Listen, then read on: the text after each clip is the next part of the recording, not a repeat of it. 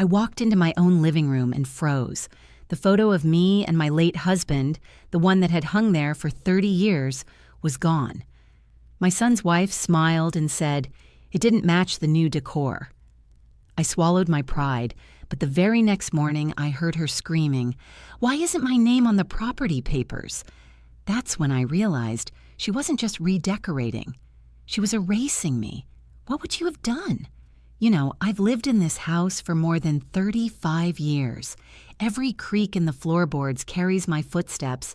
Every corner has a piece of me in it. But if you asked me what I loved most about this place, I'd tell you without hesitation. It was that wall in the living room. We called it the family wall. I started it back when my boy, Marcus, was no bigger than a shoebox. It began with just one photo, him on my lap wearing a little yellow onesie, eyes wide open like he was staring straight at the future. Over the years, I added more. Birthdays, graduations, my mama's last Christmas, even my late husband's army portrait. That wall was history. It was sacrifice. It was blood and tears glued into frames. It was proof that I had built something worth remembering. So when I walked into the living room that Tuesday afternoon, carrying a basket of folded laundry, and saw that my picture was gone, I felt a chill. The space where it had hung for decades was just blank. A pale square on the wall, surrounded by all the others, like a missing tooth in a smile. I put the basket down and asked, "Where's my photo?" My daughter-in-law, Tasha, was standing on a stool, rearranging frames with one hand while holding her phone in the other. She looked down at me with this careless smile and said, "Oh, that old picture. It didn't match the new decor." Just like that. "No. I was thinking we should freshen things up, Mama." No respect, no softness, just tossed out like I was some outdated wallpaper. I stood there, frozen, my throat tight. It wasn't just a photo. It was me on my wedding day, smiling so wide you'd think the sun rose just for me. My husband had his arm around me, and Marcus, just 7 years old then, was holding my hand. That picture wasn't just me. It was my story, our story. And she had erased it without even blinking. I wanted to say something sharp, something to make her understand what she had done. But instead, I swallowed it down. I've learned over 68 years that sometimes silence cuts deeper than words. Still, the silence burned me alive inside. Tasha climbed down from the stool, still looking at her phone. She didn't even notice the way I was staring at that empty space on the wall. "We're going for a modern look," she said, waving her hand like she was some interior designer on television. "Minimalist, clean lines, no clutter." No clutter.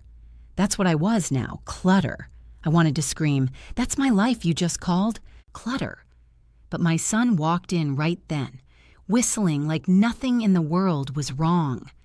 Marcus looked at the wall, then at me, and I waited for him to say something, anything, to defend me. But all he did was kiss his wife on the cheek and ask if she needed help moving the frames. Do you know how that feels? To raise a boy, break your back working 2 jobs so he can go to college, to pray over him every night so he'd be safe in this cruel world, and then stand there and realize he doesn't see you anymore? That's what it felt like I was invisible in my own house. I didn't say a word. I picked up that laundry basket and carried it to my room. But inside me, something cracked. Not like a window pane. Not something that could be mended with glue. It was deeper than that. That night, I couldn't sleep. I lay in bed staring at the ceiling, remembering all the sacrifices I made for Marcus. I remembered walking miles in the snow because the bus broke down just to make it to work on time. I remembered skipping meals so he could eat. I remembered pawning my wedding ring once just to keep the lights on. And now, my picture didn't match the decor. The next morning, I decided to put the photo back myself. I went searching in the storage bin where Tasha keeps her so-called extra decorations. I dug through vases, fake plants, and cheap throw pillows until I found it, my frame. The glass was cracked across the corner, like somebody had tossed it carelessly. My hands trembled when I picked it up. I wiped it clean, cradling it like it was a newborn baby. I was about to march into that living room and hang it back on the wall myself. But before I could, I heard Tasha's voice, shrill, panicked, echoing through the hall. "Marcus, why is my name not on the property papers?" Her words slammed into me like a freight train. Property papers. My house. The house I worked for, paid for, protected with my very soul. I froze in the hallway holding that cracked frame against my chest, listening to her scream at my son about why she wasn't listed as an owner. And right then, I realized that missing photo wasn't just about Décor. It wasn't even about disrespect. No, baby. It was about something much bigger. She wasn't just trying to erase me from the wall. She was trying to erase me from my own life. And I promised myself in that moment, I wasn't going to let her. When I tell you that Tasha never liked me, believe me, I'm not exaggerating. From the very first day Marcus brought her home, there was something in her eyes that told me she had already decided I was a problem she needed to deal with. I remember it clear as day. The way she looked around my house like she was sizing it up. Her nails tapped on the counter. Her eyes lingered on the pictures, the furniture, the curtains. She wasn't visiting a home, she was surveying territory. That was before the ring, before the wedding. And my boy? He was grinning ear to ear, so blinded by love that he couldn't see the storm that was brewing. I wanted to give her the benefit of the doubt. Lord knows I tried. I told myself maybe it was nerves. Maybe she just wasn't raised the same way. Maybe it was a misunderstanding. But as time went on, I learned something about Tasha. She didn't misunderstand. She dismissed. There's a difference. See, I was raised on respect. My mama used to say, respect is like air. You don't notice it until it's gone. I gave it freely and I expected it back. But from the start, Tasha acted like I was an old relic sitting in her way. When Marcus proposed, I put on a smile, clapped my hands, and even gave her a hug, though my spirit felt uneasy. She leaned in and whispered in my ear, "Don't worry, Mama, I'll take good care of him now. You can rest." I can rest? I had spent 30 years giving everything I had to my son, making sure he had a roof, food, and the chance to be somebody in this world, and this woman, not even married to him yet, was already telling me to step aside, like my job was finished, like I was retired from being a mother. I brushed it off, thinking maybe she didn't mean it the way it sounded, but it was the first seed of resentment she planted in me, and it wasn't long before more seeds followed. She'd come over for dinner and criticize my cooking, saying things like, "Marcus likes his food with more seasoning. I'll fix it for him." Now, I've been cooking since I was a girl in my mama's kitchen, feeding 6 siblings on scraps and turning them into meals that made folks lick their plates clean.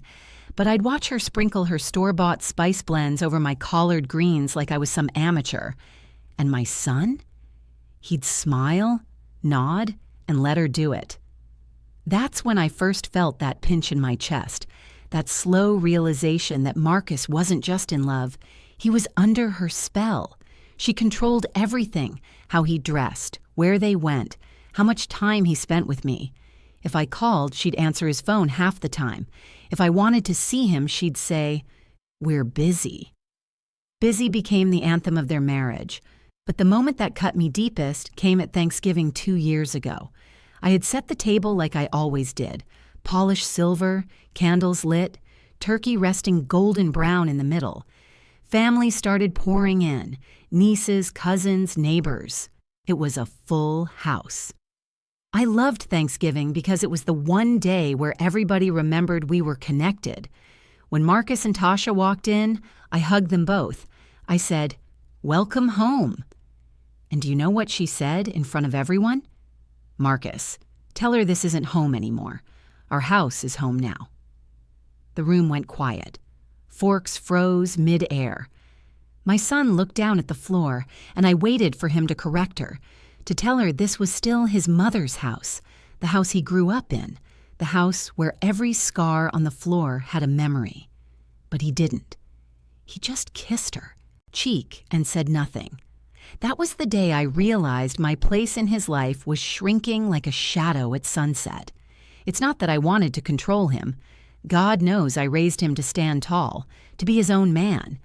But I never thought he'd allow someone else to push me out completely. I never thought he'd trade his mother's love for his wife's approval. And yet, little by little, that's what was happening. The photo missing from the wall wasn't the first insult. It was just the loudest. I'd seen this pattern building, the jokes at my expense, the small humiliations, the way she'd correct me in front of others. Like the time I called Marcus by his childhood nickname, Junior. And she rolled her eyes and said, "He's a grown man now, stop babying him." Or the time she told me to stop wearing my Sunday hats to church because they were too much, even though those hats had been part of my identity since I was a girl. I stayed quiet through most of it because I didn't want to cause division. I thought keeping peace was better than starting war.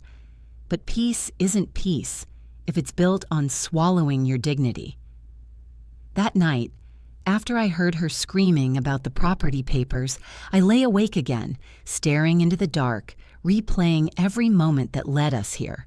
The whispers, the side comments, the constant need to erase me, to replace me. It wasn't random, it wasn't harmless, it was deliberate. And I had a sinking feeling that the missing picture on the wall was just the first piece of me she planned to remove. What else was she planning to strip away? My role as mother? My voice in this house? My very name on the deed? I clenched my fists against the blanket and whispered into the night, "Not while I'm breathing." Because if she thought 68 years of struggle, sacrifice, and survival could be erased with a fresh coat of paint and some new decor, she was about to learn. This old woman still had fight left in her. Marcus turned 40 last year, and I wanted to make it special. You don't get to see your child reach 40 every day, and for a black mother who raised him mostly on her own, it felt like a victory. I'd prayed over him through every trial, through gang-ridden streets, through temptations, through nights I didn't know if the lights would stay on. And here he was, alive, successful, standing tall at 40. I thought we would celebrate not just him, but us. So I went all out. I cooked for 3 days straight, smothered chicken, collard greens, mac and cheese baked the way he loved, cornbread fresh out the oven. I dug out old photo albums to lay on the coffee table so guests could flip through the memories. I even wore the pearl necklace his father gave me on our 10th anniversary, just to honor where it all began. When Marcus and Tasha walked in, I opened the door wide with pride. Family filled the house, cousins, neighbors, old church friends. Everyone was smiling, hugging, laughing. My heart swelled.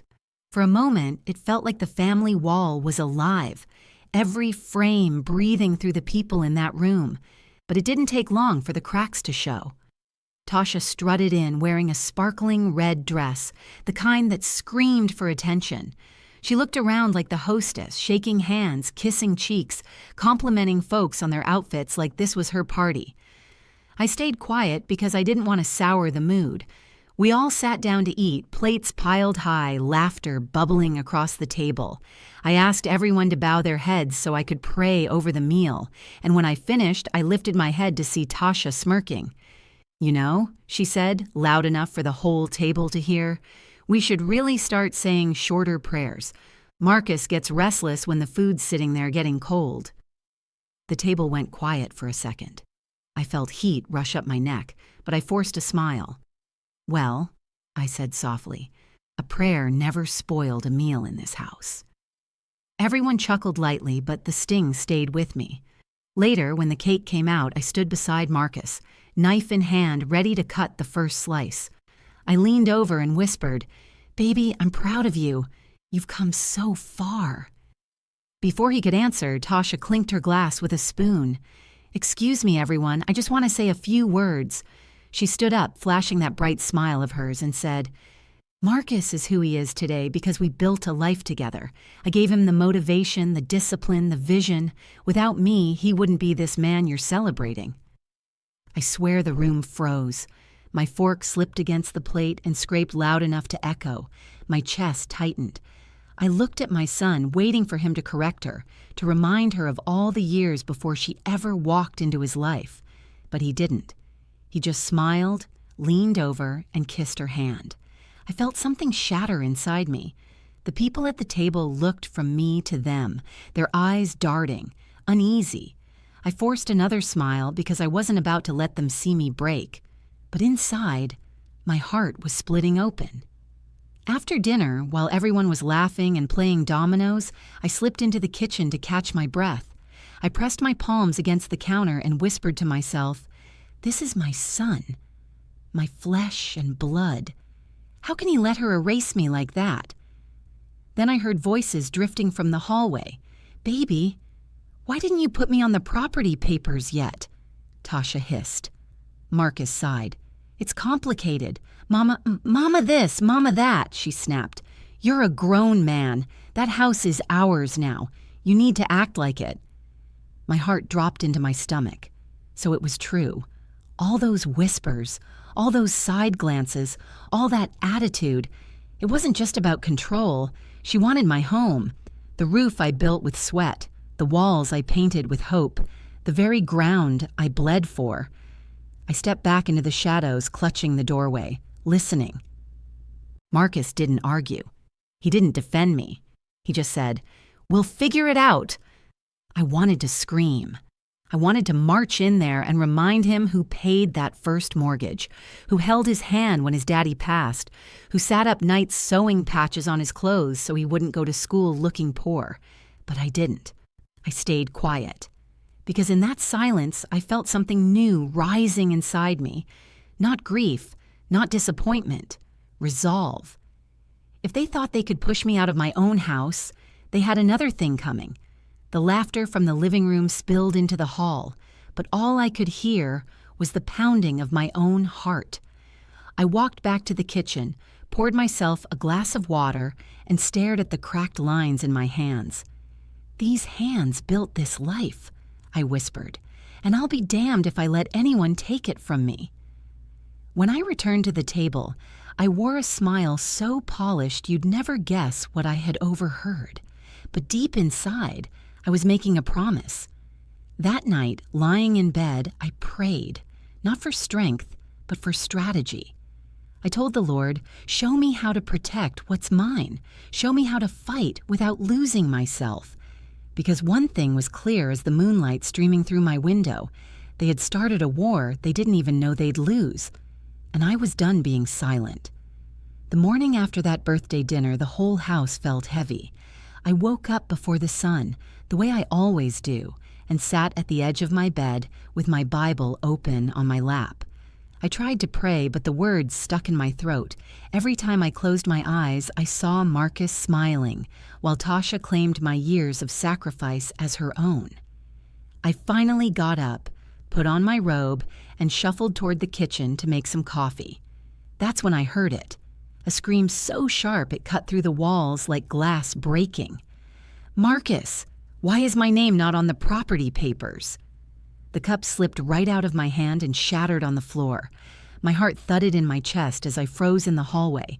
I didn't want to listen, but my feet carried me closer to their bedroom door. Tasha's voice was a firestorm, echoing through the house. "You told me this house was ours. Do you know how embarrassing it is to be married to you and not even have my name on the deed? What am I supposed to tell people? That I'm just a guest here? That your mama owns everything?" Her words cut deeper than any knife. A guest. This was the home I'd bled for, the one my husband and I scraped pennies to buy, the one I protected through storms and layoffs and medical bills. And now, this girl, who hadn't been around for even a fraction of it, was demanding her name be carved into it as though she earned it. Marcus's voice was low, tired. "Tasha, we've talked about this. The papers are in Mama's name. She's the owner." "Then change it," she snapped. "You're her only child. You have the right. Put me on it or don't expect me to keep living. Like this." Silence. Long, heavy silence. I leaned against the wall, clutching my robe tight around me. My ears strained for Marcus's answer, praying, begging in my soul that he'd stand firm, that he'd remind her this house wasn't hers to take. But when he finally spoke, his voice was soft, uncertain. I'll talk to her. Maybe she'll understand. Understand? Understand what? That my name on those papers was the only thing standing between me and the street. That every brick in this house carried my sweat, my tears, my prayers. My legs trembled. I had to hold onto the wall to keep from falling. Inside their room, I heard Tasha's voice drop lower, poisonous. Good, because if you don't fix this, Marcus, you're choosing her over me, and you know how that's going to end. I backed away from the door, my heart pounding like a drum. I wanted to burst in, to look her dead in the eye and tell her this house wasn't hers, it never would be, and no amount of scheming could change that. But instead, I walked back to the kitchen, picked up the broom, and started sweeping up the broken cup. With every shard I swept, my anger grew sharper. That scream wasn't just a tantrum, it was a declaration. She wasn't content with disrespecting me in front of family or taking my picture off the wall. She wanted the very ground beneath my feet, and the part that cut me deepest was Marcus's silence. I sat at the kitchen table staring at the rising steam from my fresh cup of coffee and thought back to when he was a boy. I remembered the nights he'd crawl into my bed after a nightmare, whispering, "Mama, don't let anything happen to me." And I'd hold him close and promise, as long as I'm breathing, nothing will. Now here he was, a grown man letting a woman scream about my house as though I was already gone. I sipped my coffee, bitter as it was, and stared out the window at the garden my late husband had planted. The morning sun lit up the roses he used to tend, their petals bright against the dew. He'd built those flower beds with his bare hands, same as he'd helped me build this home. I felt him there with me in that moment, his spirit whispering, "Don't let them take what we built." And I made a promise, to him, to myself, that I wouldn't. That day, I carried myself differently. I didn't stomp, didn't shout, didn't argue. I moved through my house like a shadow, watching, listening. I saw Tasha making calls on the porch, lowering her voice when I walked by. I saw Marcus avoiding my eyes, his shoulders heavy with shame. By nightfall, I knew the battle had begun. I sat at my vanity, brushing my silver hair back, and looked at my reflection. Lines creased my face, yes, but they were the lines of survival, of strength, of a woman who had raised a child on her own and never let the world break her. They thought age made me weak, but age had sharpened me. That scream in the morning wasn't the end, it was the beginning. And while they plotted to erase me, I was already planning how to fight back. Because one thing was certain, they might break my picture frames, they might try to rewrite the papers, but they would never erase me. Not from this house, not from Marcus's life, not from history. And the day would come when both of them, my son, blinded by love, and that woman blinded by greed, would realize just how much fire was left in me. It started with little things, things you wouldn't even notice if you weren't paying attention. A hushed phone call that ended abruptly the moment I walked into the room. A folder quickly slid into a drawer. Marcus standing in the hallway, speaking low, then hanging up when I asked who it was. At first, I told myself I was being paranoid. Maybe they were planning some surprise, maybe it was work. But deep down, I knew better. I've lived long enough to know the difference between a secret meant to bless you and a secret meant to bury you. One evening, I was folding laundry in the den when I heard voices in the next room. The walls in this house are thin, thinner than they look, and sound has a way of sliding through the cracks. "Baby, did you call that lawyer?" Tasha's voice, sharp as ever. "Yes, but he said we need Mama's consent," Marcus answered, low and tired.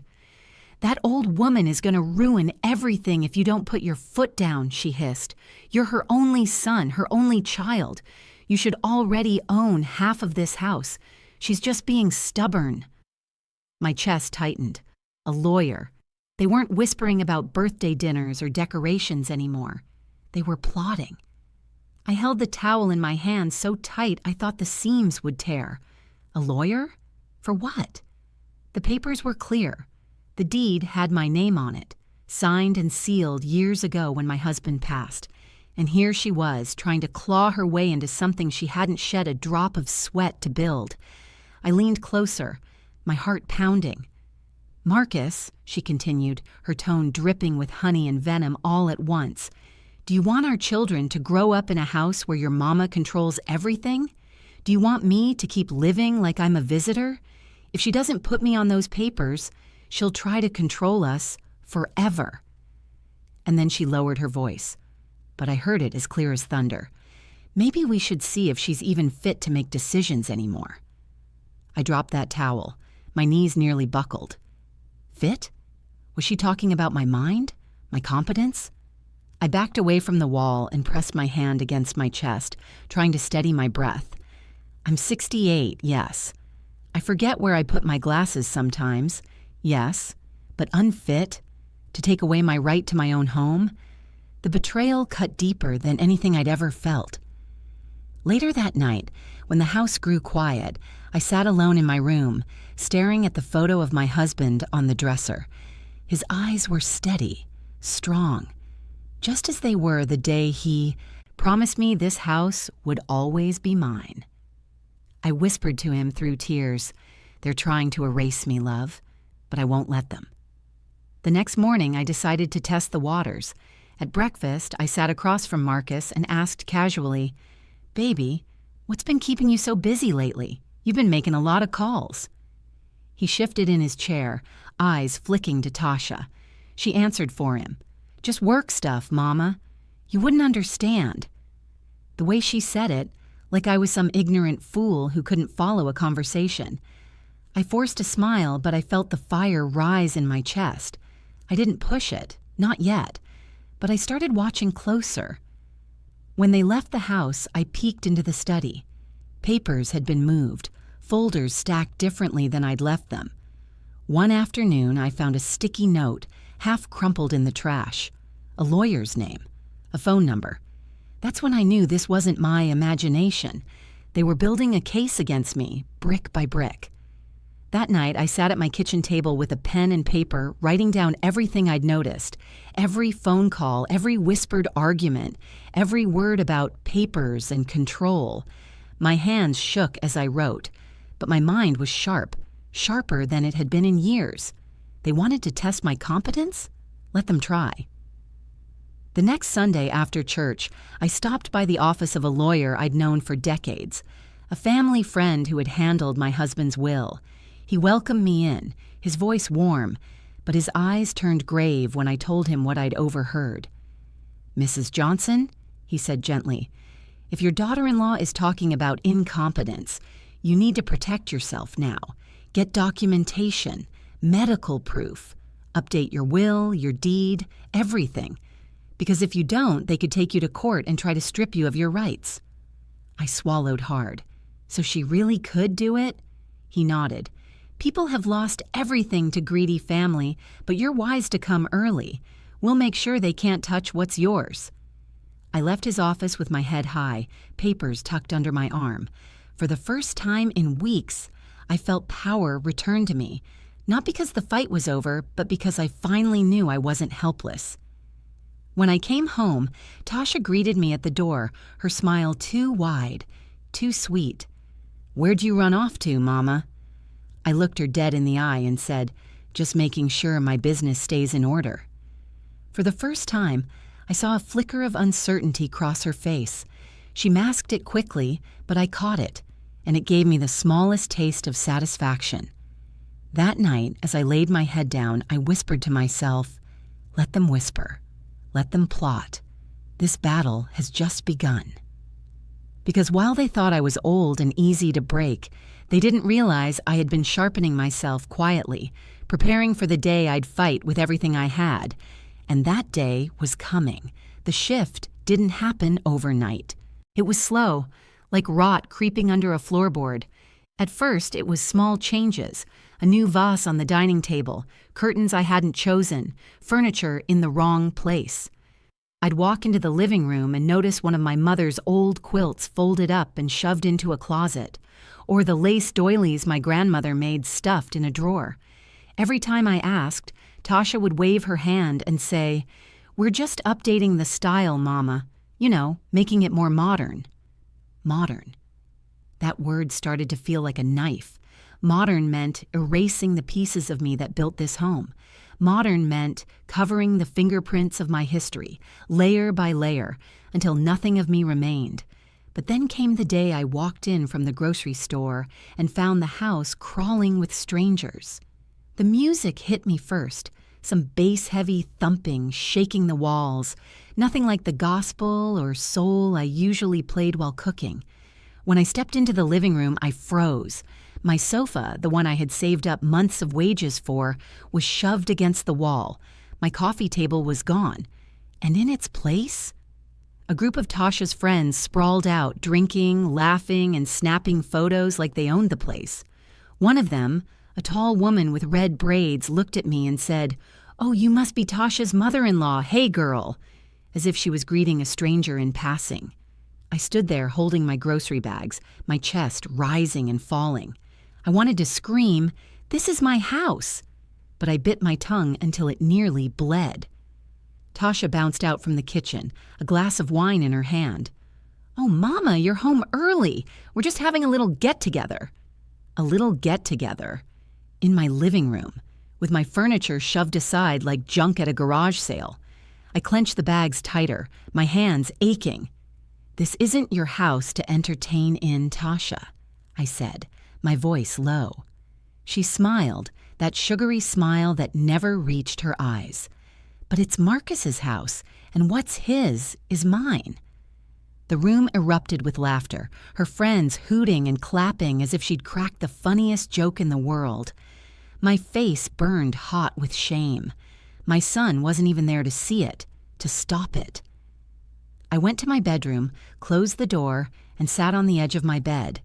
My heart thudded in my ears.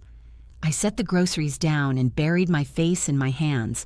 For a moment, I thought I might break, but then my eyes landed on the cedar chest at the foot of my bed, the one filled with keepsakes from my mother and grandmother. I stood and opened it, pulling out the quilt my mama made by hand when she was just a girl. Patches of old dresses, aprons, and handkerchiefs sewn together with patience and love. Every stitch told a story. That quilt had kept me warm through nights when I couldn't afford heat, had covered Marcus when he was sick with fever as a child. When I brought it out to lay it over the sofa later that night, I found it tossed in a black trash bag, crumpled with old magazines and wrappers. Something inside me snapped. I stormed into the hallway, the quilt clutched to my chest. "Who put this here?" I demanded, my voice shaking. The guests fell silent, their laughter dying in their throats. Tasha stepped forward, her eyes cold. "Mama, it's just an old blanket. We don't need it cluttering up the space. I was going to donate it." "Donate it?" My voice cracked. "This quilt is older than you. It carries generations of my family in every stitch. And you call it clutter?" For once, her smile slipped. For a flicker of a second, she looked like a child caught doing something wrong. But then she straightened her shoulders and said, "Times change. We can't live in the past." I looked at her, really looked at her, and in that moment I realized she wasn't just changing curtains or rearranging furniture. She was stripping away my legacy, piece by piece, and she wanted to make sure when people walked into that house, they wouldn't see me anywhere. Not in the photos, not in the decorations, not in the stories the walls told. Her friends shuffled uncomfortably, murmuring to each other, and one by one they started to gather their things. The party fizzled out, leaving empty glasses and crumbs on my carpet. When the last one left, I stood in the living room, clutching that quilt to my chest like armor. Tasha sauntered past me, rolling her eyes. "You're too sentimental, Mama. You can't hold on to everything forever." I turned to her, my voice quiet but sharp as steel. "This house is built on everything you call clutter, And as long as I'm alive, you don't get to decide what stays and what goes. For the first time, she didn't have a snappy reply.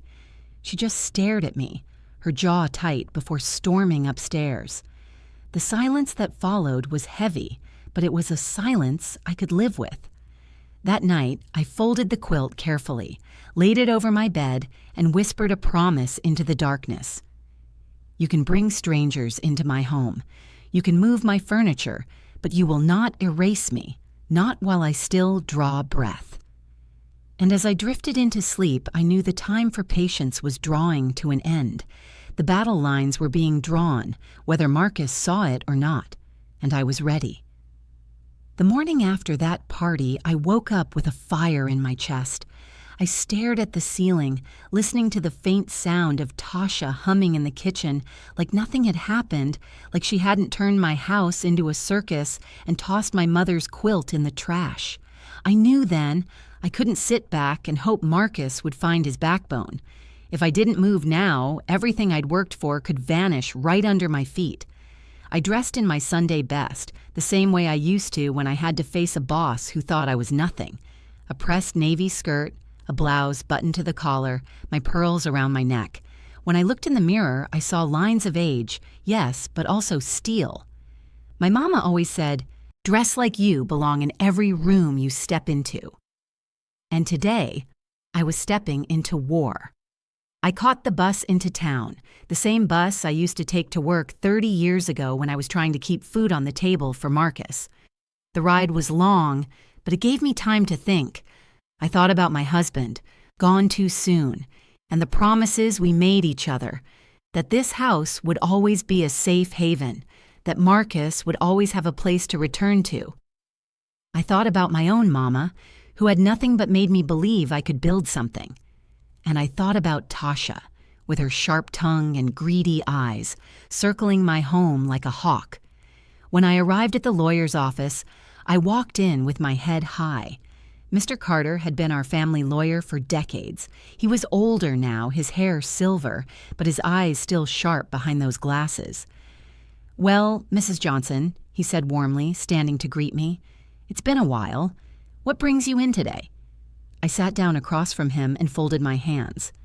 "Mr. Carter, I need to make sure my house, my estate, my name, everything I've built is locked down tight, tighter than a vault. My son's wife, she's been whispering about ownership, about papers, about me being too old to handle my own affairs. I won't let her strip me of what's mine." His face grew serious. He nodded slowly.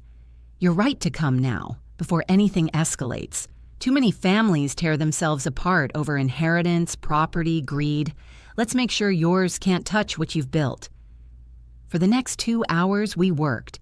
He reviewed the deed, updated my will, and had me sign documents making it crystal clear that this house, this land, and every asset I held were mine until my last breath, and that no one, not even my own son, could override it without my explicit consent.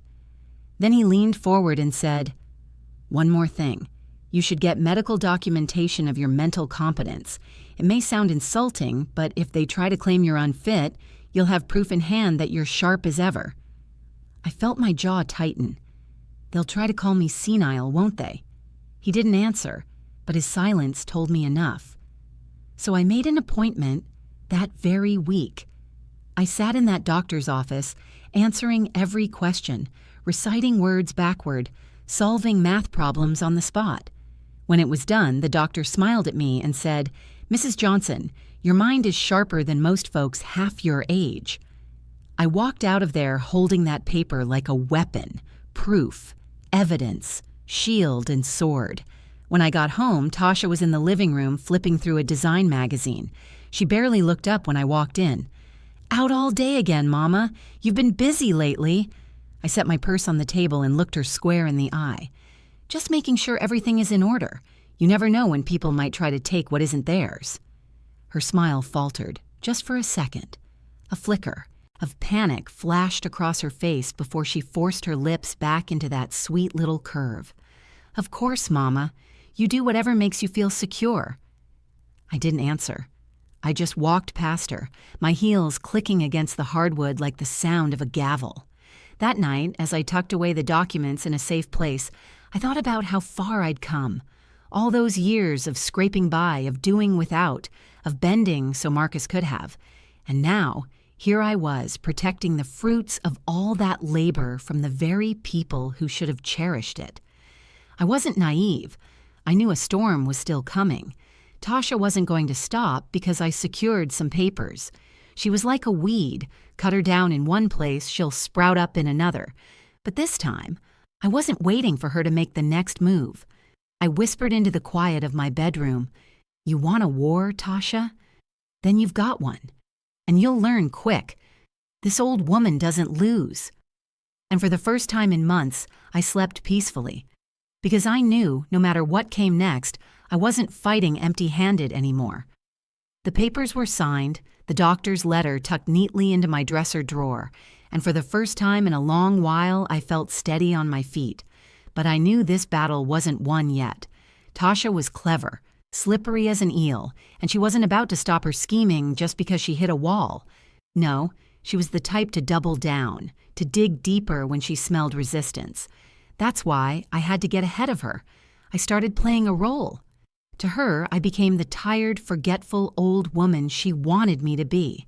I forgot where I put the keys and asked her to help me find them, even though they were right on the counter. I messed up the TV remote and called Marcus in to fix it, letting him believe I was getting clumsy with technology. I let them think I was slipping, bit by bit. And while they were watching me stumble, I was watching them. At dinner, I noticed how Tasha whispered things into Marcus's ear, her eyes flicking to me like I was a problem to be solved. I saw how she encouraged him to take on more responsibility, telling him, "It's time you really became the man of this house." One evening, when Marcus was in the shower, I passed by their room and heard her on the phone. "No, not yet," she said in a low voice. "He's still hesitant, but I'll get him there. Just be ready with the paperwork." My blood boiled, but I kept walking, quiet as a shadow.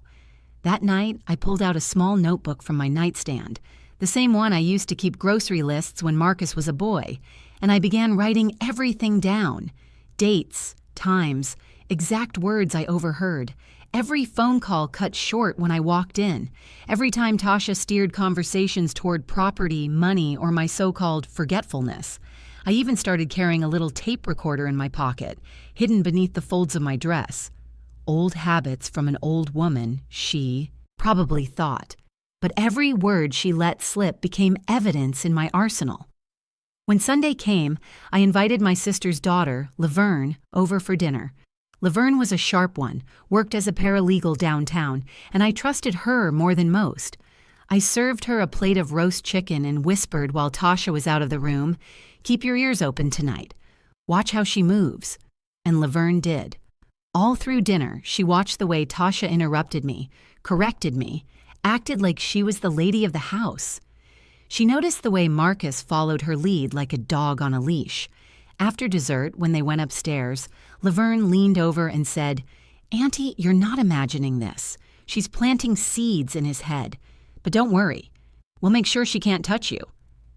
Her words steadied me, like hands holding me up when I thought I might fall. So I kept at it. I let Tasha think she was winning. When she suggested I let her handle paying the bills, I smiled sweetly and said, "Oh, that would be such a help, dear."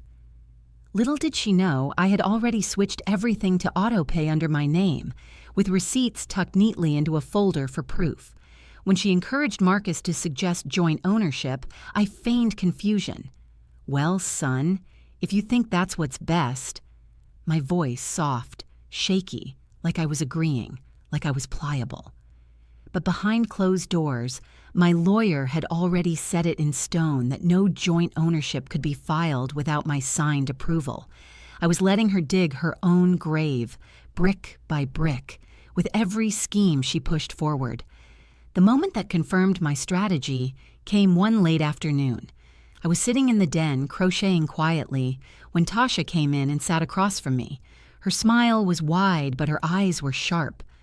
"Mama," she said, her voice dripping honey. "I've been thinking. You've worked hard your whole life. Don't you think it's time to let go of some of these burdens? Why not put the house in both our names? That way, Marcus and I can help manage things. You can relax." I looked up from my yarn and gave her my sweetest smile. "Oh, baby, that's such a thoughtful idea. Why don't you draw up what you think is fair and we'll look it over together?" Her eyes lit up, greedy and triumphant. "Really?" "Of course," I said. "You two are the future, aren't you?" She reached over and patted my hand. "Don't worry, Mama, we'll take good care of you." But as she walked away, I glanced at the little recorder hidden beneath my shawl. Every word she had just said was captured, preserved like a fly in amber. That night, I sat in bed staring at the ceiling, and for the first time in weeks, I allowed myself to laugh. Quiet, bitter laughter, the kind that comes when you know your enemy thinks they're winning, but you already see the endgame. Tasha thought she was clever. She thought she was weaving a net to trap me. But what she didn't realize was that the net had already flipped, and she was walking straight into it. Because when the time came, and I knew it would, I would have more than anger. I would have proof. And then, all her whispers behind closed doors would be loud enough for the whole world to hear. It was a Sunday afternoon when the storm finally broke. The house smelled of baked chicken and cornbread, my way of softening the edges of a hard week. I had invited Marcus, Tasha, and a few close relatives over for dinner. Part of me hoped that breaking bread together might remind everyone of where we came from, of the roots we shared. But in my gut, I knew Tasha wouldn't let the night pass without trying to push her agenda. We all sat around the table, plates full, voices mingling in conversation. I watched my nieces laugh, my cousin Henry tell a story about the old neighborhood. For a brief moment, the sound of family filled the house like it used to. I almost believed things could be normal again. Then, like clockwork, Tasha cleared her throat. "Mama," she began, her voice sugar-sweet but her eyes sharp. "We've been meaning to talk to you about the house." The room grew still. Forks froze mid-air. I set my napkin down slowly, knowing what was coming. She continued, her tone growing bolder with each word. "It's time to put Marcus's name, and mine, on the deed. We're married now. We need security, and it's only right that the house reflects our future together." Gasps rippled around the table. My cousin Henry muttered under his breath, "Lord, have mercy." I looked at Marcus, praying he'd speak up, but he kept his head down, pushing peas around his plate like a child caught doing wrong. "Tasha," I said evenly, "this house already has a name on it. Mine. It's been my blood, sweat, and tears that paid for it. Why would I hand it over like a gift?" Her smile slipped, replaced by a hard edge. "Because you're not going to live forever, and when you're gone, what happens then? Do you want to leave us scrambling? Do you want to tear this family apart?" I leaned back, my eyes narrowing. "Funny, I don't recall asking you to worry about what happens when I'm gone, and family doesn't scramble when there's love. They scramble when there's greed." A murmur of agreement rose from the table. Laverne, my niece, sat up straighter, watching closely. But Tasha wasn't finished. She slammed her fork down, her voice rising. "You're selfish, Mama. You think this house belongs only to you, but Marcus is your son. He deserves to have it now. He's the man of this family, not you." The words hit me like a slap. My hands trembled under the table, but I forced myself to stay calm. "Marcus," I said softly, "is that how you feel?" He hesitated, his eyes darting between us. "Mama, maybe it wouldn't hurt to—" My heart broke right there. Hearing my own son, the boy I raised alone, the boy I sacrificed everything for, suggest that I hand over my home to his wife's greed, it was a wound deeper than any cut. The room erupted with voices. Cousin Henry slammed his hand on the table. "Marcus, you ought to be ashamed. That's your mama you're talking to." My sister's friend shook her head, muttering, "Children these days got no respect." But all I could hear was Marcus's voice, low and unsure, echoing in my head. Maybe it wouldn't hurt. I stood slowly, my chair scraping against the floor. The room went silent again. "Let me make something clear," I said, my voice trembling but loud enough for every soul to hear. "This house was bought with my husband's sweat, with my labor, with sacrifices none of you will ever truly understand. It is not up for debate. It is not up for grabs. And it will never, ever belong to anyone who tries to snatch it through lies and manipulation." Tasha scoffed, crossing her arms. "So that's it? You just plan to keep everything in your name, like Marcus doesn't matter? Like I don't exist?" I turned to her, my gaze steady. "You made yourself loud and clear from the day you stepped into this house.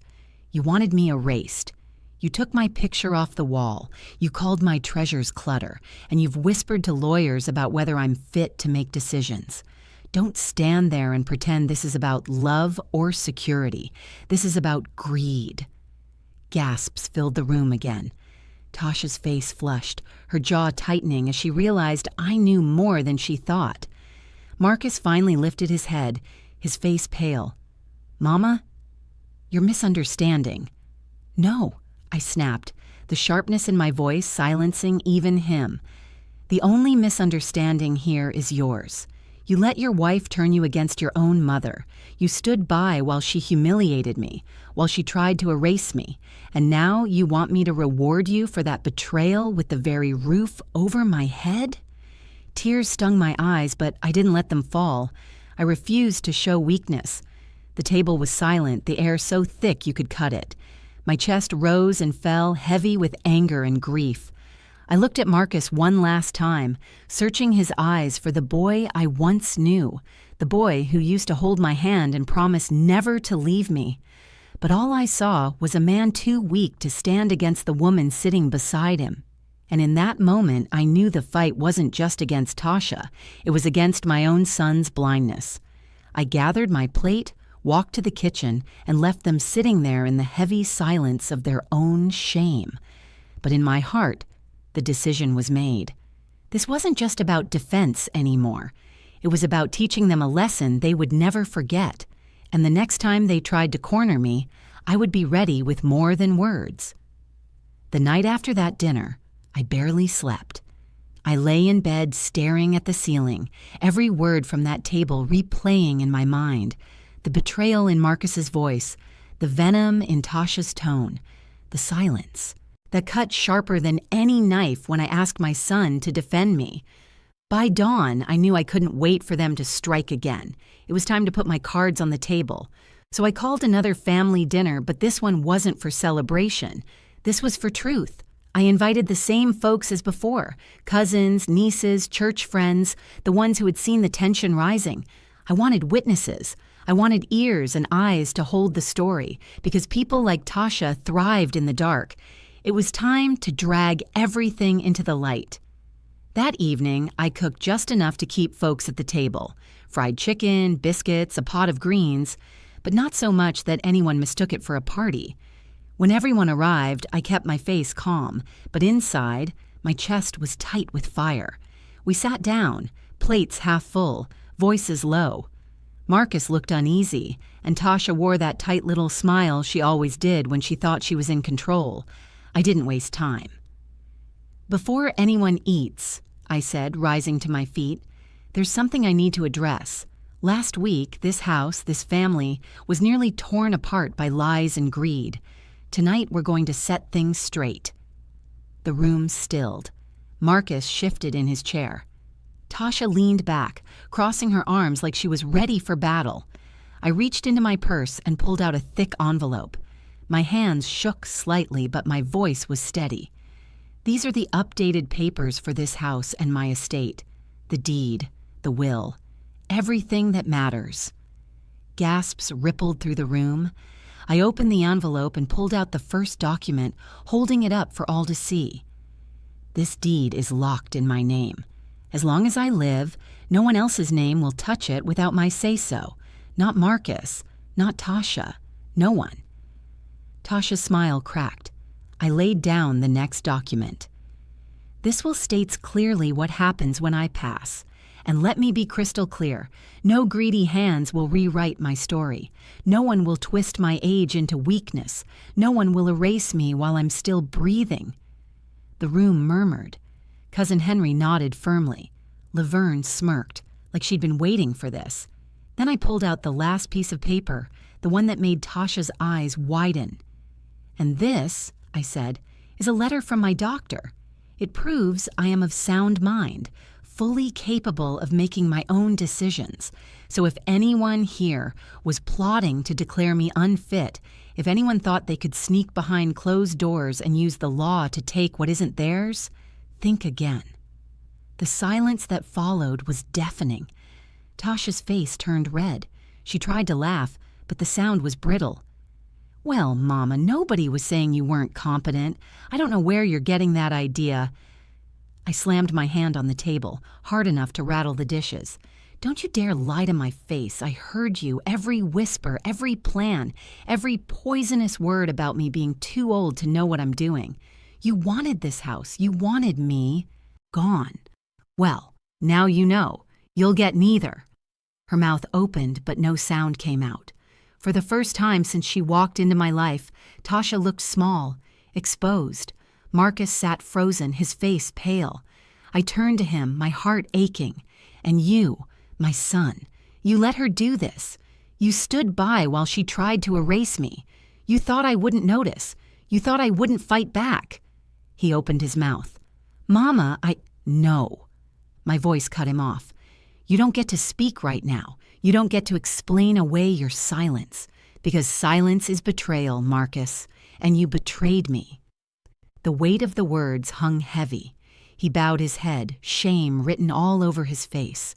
The table buzzed with whispers. My family looked at me with respect, some with pity, but none with doubt. I had spoken my truth, and I had the proof to back it up. I gathered the documents back into the envelope and tucked it away. Then I looked Tasha dead in the eye. "You can scream. You can scheme. You can try to paint this house any color you want. But the foundation is mine. The roof is mine. The papers are mine. And as long as I'm alive, you will never take what I built." The room was silent again. Even the air felt heavy. Tasha's lips tightened. She grabbed her napkin, threw it on the table, and stood. "Come on, Marcus," she snapped. "We don't have to sit here and be disrespected." But Marcus didn't move. He stayed in his chair, staring down at his plate, trapped between two worlds. "Marcus!" she hissed. He finally looked up, his eyes wet. "Tasha, maybe we need to let this go." Her jaw dropped. For once, she had no words. She stormed toward the door, heels clicking like gunshots against the floor. But before she left, she turned to me, her eyes blazing. "This isn't over, Mama. You think you've won, but you haven't seen the last of me." I met her glare, steady as stone. "You're right," I said softly. "This isn't over, not until you learn the difference between family and greed." And with that, she slammed the door so hard the walls shook. I sat back down, my hands trembling, my heart heavy. I had won the battle, yes, but the war was far from over. Because when a woman like Tasha feels cornered, she doesn't retreat. She reloads. After that dinner, the house felt different. Not quieter. No, the air was heavy, like the kind that hangs before a thunderstorm. Every step I took echoed with tension. Tasha barely spoke to me, and when she did, her words were clipped, sharp, like knives wrapped in silk. Marcus moved around like a ghost, avoiding my eyes, muttering excuses under his breath. And me? I changed too. I stopped being the maid, the cook, the peacekeeper. For years I had carried this house on my back, scrubbing floors, making meals, paying bills without thanks. But after what they had done, I decided it was time they felt my absence. So one morning, when Marcus came into the kitchen, surprised, there was no breakfast waiting, I looked him straight in the eye. "You're grown. You can make your own eggs." He blinked at me, confused, almost offended, but I held my ground. That same evening, when laundry sat unfolded, when bills piled up unopened on the counter, I didn't move to touch them. I sat in my chair, rocking slowly, and let the silence speak. Tasha noticed first. "Mama, the sink's full." I looked at her with calm eyes. "Then wash it." The way her face twisted, like she couldn't comprehend me not bending to her will, made me want to laugh. For so long she'd been pushing me, disrespecting me, trying to erase me. And all that time, I had been giving her power, by doing everything, by carrying burdens she never even noticed. Now, I was done. It didn't take long for the cracks to show. Dinners shrank from feasts to sandwiches, laundry piled up in corners, the garden wilted without care. And every time they looked at me, expecting me to step in, I folded my hands in my lap and said nothing. At night, I could hear them arguing behind their bedroom door. "You're her son, Marcus. Control her." "I'm trying, but she's being stubborn." "No, you're weak. You let her humiliate me in front of everyone, and now she's making us live like this." I smiled in the dark, because for once it wasn't me carrying the weight. It was them. But I didn't just stop with silence. I made moves. Quiet moves. I went back to Mr. Carter, the lawyer, and set up a trust in my mother's name. A charitable trust that would eventually fund scholarships for children in our church, provide meals for families in need, and keep my legacy alive long after I was gone. That way, even if Marcus begged, even if Tasha clawed, they could never touch the heart of what I had built. I transferred certain accounts, tied up loose ends, and made sure everything was documented, notarized, and sealed. Every step, every signature was one more brick in the fortress I was building around myself. And I didn't hide it. No, I left just enough crumbs for Tasha to see, just enough papers left on the desk, just enough whispered phone calls to make her restless. One afternoon, she barged into my room without knocking, her eyes darting to the folder on my desk. "What's this?" she demanded. I closed it slowly, locking eyes with her. "My business." Her jaw clenched. "Your business affects us, Mama." I smiled thinly. "No, baby. My business protects me." The fury in her eyes told me everything I needed to know. She hated that she wasn't in control anymore. The days stretched long, each one more tense than the last. The silence between us grew sharp, dangerous. She stopped inviting friends over, stopped playing hostess in my living room. Even Marcus grew quieter, shame eating at him, though he still lacked the courage to truly stand up. But the real storm came the night I caught them whispering in the living room. I had come. Down for water, moving softly, and their voices reached me before I rounded the corner. "She's trying to cut us out," Tasha hissed. "I saw the documents. She's moving money. She's setting things up so we get nothing." Marcus groaned, his voice low. "What do you want me to do, Tasha? She's my mother." "She's not thinking about you. She's thinking about herself. If she won't give it to us while she's alive, we'll make her regret it." I froze in the hallway, the glass trembling in my hand. Make me regret it. Those words slithered through the dark like snakes. I tiptoed back to my room, my heart pounding.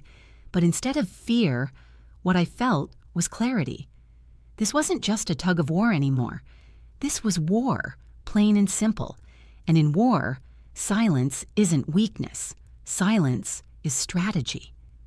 I lay in bed that night, staring at the shadows on the ceiling, and whispered to myself, "Let them come.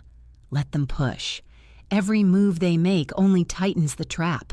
Because now, with the trust in place, the papers secured, and proof of their schemes already in my possession, I wasn't just defending myself. I was preparing to strike. And when I did, the whole family, the whole community, would see them for who they truly were. I knew the church would be the stage. In our town, the church isn't just a building. It's the courtroom, the kitchen table, the gossip mill, and the place where reputations either crumble or stand up tall. If I wanted people to see the truth, to hear it from someone they trusted, that's where it had to happen. So I waited. I let the days pass like a slow drum roll, while Tasha fumed and Marcus shuffled around like a man who'd swallowed his spine. I kept my head down, attended service, greeted folks with my practice smile, but I didn't speak of what I was planning. I had learned that people will stand by a rumor. They will rally behind a whisper. But once you set the facts in front of them, clear as daylight, most of them will do the right thing. That Sunday, the pews filled up like they always do. Ladies in hats, men in press suits, children fidgeting with their programs. The pastor gave a sermon about honesty and stewardship, as if he'd known this was coming. After service, the usual hugs and gossip swirled, but I felt calm, a cold kind of calm. I had called in a favor from Cousin Rosa, bless her lawyer heart, and asked her to wait until the end of the luncheon to speak. She'd seen the papers, she'd heard the recordings. She was fair, respected, and not afraid of a little conflict if it meant righting a wrong. We ate, plates clinking, the conversation meandering from weather to the youth choir. Tasha sat at the head of the table like she owned the room, laughing too loud, checking her phone between bites. Marcus sat beside her, eyes flicking to me and away, like a man trying to hide a bruise. When dessert trays came out, Cousin Rosa stood up. She cleared her throat. Just a small, purposeful sound, and the room leaned in. "If you don't mind," she said, "I have something I must speak about. It concerns our own family here." Heads turned. Tasha's smile faltered into a line. The pastor's eyebrows knit. I watched them, my heart steady. Rosa didn't waste time. She told the story plain. How she'd been asked to review certain documents, what the lawyer had said, the way things looked on paper when you pulled at the threads. She talked about whispered conversations and the red flags that come up when people try to make someone appear less than they are. She spoke of the importance of community protecting its elders. Her words were measured, legal, but full of fire. Then she looked directly at Tasha. "If anyone here has been whispering about declaring Mrs. Johnson unfit, or if anyone has been trying to pressure Marcus into changing the deed without her informed consent, I urge you to stop. There is no honor in stealing a life's work." You could have heard a pin drop. Tasha's face went from flushed to chalky. Her hands trembled around her fork. The women near her muttered, and a few shook their heads in disapproval. I felt the room tilt in my favor like a tide finally turning. But Rosa wasn't done. She reached into her purse and pulled out an envelope. "Also," she said, "there are recordings and notes submitted to the attorney. We have proof of conversations suggesting intent to manipulate and to question Mrs. Johnson's competence without basis. If anyone here wants to see them, speak to me privately. I will not let our elders be pushed aside." Murmuring rose, then quieted as people absorbed the weight of it. I saw faces I'd known since childhood soften with anger on my behalf. I saw Pastor Jim's jaw harden. I saw Laverne next to me squeeze my hand like a lifeline. Tasha's chair scraped back. She stood up, her voice sharp. "This is slander," she cried. "You're all listening to lies. My husband and I are only trying to secure our future. I won't be accused in front of God's people." But the room did not rally to her.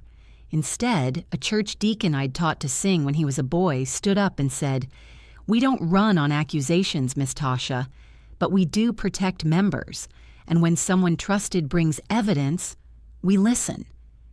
His words were a polite door closing, not a reprimand, but a line that could not be crossed. Marcus sat down. His face looked like a waveform of confusion and shame. He stumbled with a half excuse. "Mama, this is between us." Rosa cut him off gently but firmly. "No, Marcus. When family matters spill into our community, the community has a responsibility. Your mother asked for witnesses. We are those witnesses. We will not allow schemes against our elders." That was when the ripple began. People I thought neutral edged closer, nodding. Old friends I'd served coffee to for decades came up to me with hugs and whispered words of support. A cousin I hadn't spoken with in years grabbed Tasha's elbow and said, "Girl, this ain't right." The gossip mill turned, but this time it manufactured outrage on my side. Tasha's face twisted. She stepped toward me, voice near a hiss. "You think you can humiliate me here?" she mouthed. "This isn't over." I looked at her, really looked, and for a second I felt pity.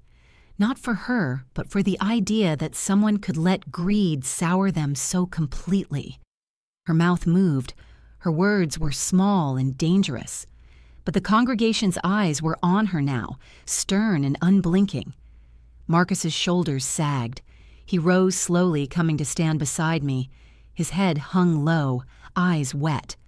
For a heartbeat, I thought perhaps he would finally choose me.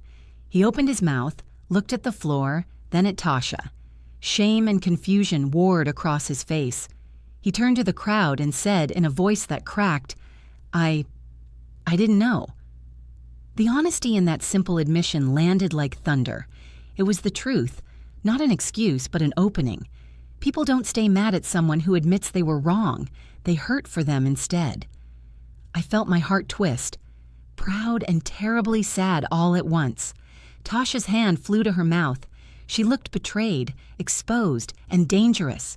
She stooped to grab her purse, muttering threats under her breath as she left the church before Marcus could follow. The doors closed behind her with a finality that sounded like a verdict. Marcus turned to me then, shame in his eyes. But by then it was too late. The night after the church, I sat alone in my room, the quilt my mama made draped across my lap. My hands moved over the stitches, rough in some places, smooth in others, each piece of cloth holding its own story. I thought about the path that had brought me here, from a young wife with nothing but hope, to a widow carrying the world on her shoulders, to a mother who gave up everything for her son. And now, here I was, an old woman still fighting, still standing. Marcus knocked on my door around midnight. When I opened it, he looked broken. His shoulders slumped, his eyes red-rimmed. He stepped in without a word and sank into the chair across from me. "Mama," he whispered, his voice small. "I don't know what to do." I studied him, my heart aching. This was still my son, my baby boy who once clung to my hand at the bus stop. But now he was a man, torn in half by love and loyalty, blinded by a woman's greed. "You know what to do, Marcus," I said softly. "You've always known. You just didn't want to see it." He bowed his head, tears sliding down his cheeks. "I let her come between us. I let her make me believe you were the enemy. I let her talk me into things I knew weren't right. I was weak." I sighed, the sound heavy with years of disappointment and love tangled together. "Weakness isn't permanent, son, but the choices you make out of it can be. That's what you need to understand." We sat in silence for a while. Then I pulled the envelope from my drawer, the one with the papers, the will, the trust. I set it on the table between us. "Do you see this?" I asked. He nodded. "This is more than paper. This is my life, Marcus. Every late night I stayed up working, every meal I skipped so you could eat, every tear I cried when I didn't know how I'd keep the lights on. This is the roof that kept us safe when storms raged outside, and you were ready to hand it over to someone who never lifted a finger to build it." He flinched, shame written across his face. "I can forgive a lot," I said, my voice trembling, "but I will never forgive being erased. Never." And that's what she tried to do. She didn't just want this house. She wanted me gone, like I never mattered, and you let her.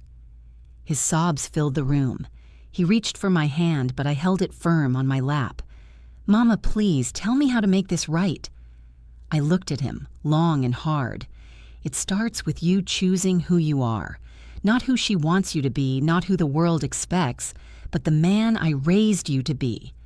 And if you can't do that, then you'll lose more than this house. You'll lose me." He wept, and for once, I let him. Because this wasn't about soothing anymore. It was about truth. In the days that followed, things shifted. Tasha kept her distance. icy and silent, but the sting of her humiliation at church spread through the community like wildfire. Folks whispered, yes, but their whispers carried judgment for her, not me. For once, I wasn't the one being questioned. She was. I heard she packed her bags for a few days, left Marcus to stew in his shame. Some said she'd be back. Women like her always circle back when there's still something left to grab. But others said the damage was too deep, that no woman could recover from being exposed the way she had. I didn't wait to find out. I finished what I started. I finalized the trust. I moved certain accounts beyond anyone's reach.